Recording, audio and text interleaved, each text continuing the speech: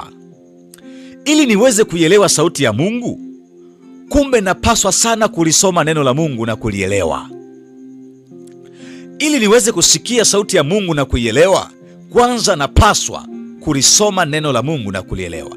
Kama ni mvivu wa kusoma maandiko, kama ni mvivu wa kuyatafakari maandiko, tegemea kuto kusikia sauti ya Mungu na kuielewa.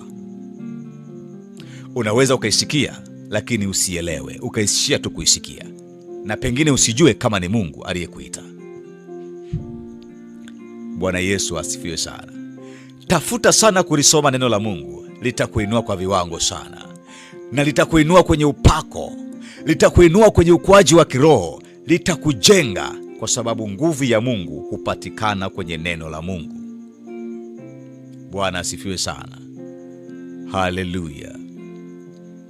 Tunapozungumza habari ya nguzo 7 za wokovu, huwezi kuiacha neno la Mungu. Tunapozungumza hatua za wokovu, huwezi kuacha neno la Mungu. Tunapoingia kwenye ibada, utakuta neno la Mungu. Iwe ni ibada ya maombi, iwe ni ibada ya vipi, ya mazishi, ya ndoa, ya yoyote